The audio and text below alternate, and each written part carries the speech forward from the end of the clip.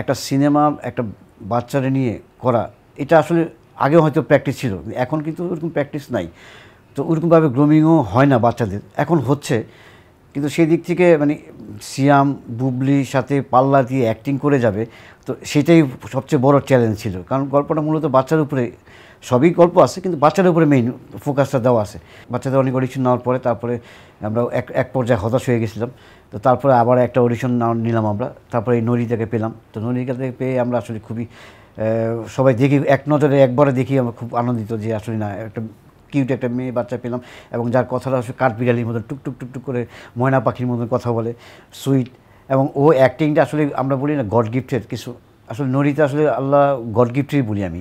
বিশেষ হচ্ছে ওকে একটা ডায়লগ দ্বিতীয়বার বলতে হয় না, ও একটা ডায়লগ মুখস্থ করে এবং নিজে থেকে নিজে ধারণ করে। সেই ধারণটা আসলে দর্শক দেখতে পাচ্ছে যে আসলে ও কী সুন্দর অ্যাক্টিং করছে। আমরা শুটিংয়ের মধ্যে খুবই হ্যাপি ওর নরিতাকে পেয়ে। আমরা এটাই চ্যালেঞ্জ ছিল সবচেয়ে বড়। আর একটা বাচ্চাকে ডিল করে পুরো সিনেমাটাকে রান করাটা, এটা আমার দিক থেকে আমার খুবই চ্যালেঞ্জ ছিল, এবং সেটা আমি চ্যালেঞ্জটা গ্রহণ করেছি। এবং আল্লাহর রহমতে আমরা দর্শকদের পছন্দ করছে। আমি মনে করি যে আসলে আমরা সেটা দর্শকদের দেখাতে পেরেছি যে না আমরা একটা ভালো কাজ করেছি, দর্শকও সেটা গ্রহণ করছেন। আমি তো পরিচালক, আসলে আমি যদি ওই ক্যারেক্টারগুলো নিজে ধারণ না করি আমি সেই ক্যারেক্টারগুলো কখনো ফুরাতে পারবো না। তো ওই ক্যারেক্টারটা, সিয়ামের ক্যারেক্টারটা আমি ধারণ করছি, বুবলির ক্যারেক্টারটা আমি ধারণ করছি, এবং নরিতার যে ফিলটা, নরিতার যে ইমোশনটা, সেটাও আমি ধারণ করছি।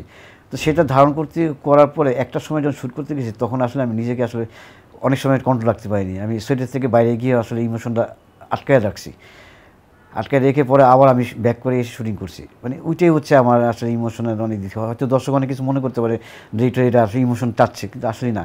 আসলে নরিতার ক্যারেক্টারটাও কিন্তু আমার ধারণ করতে হয়েছে।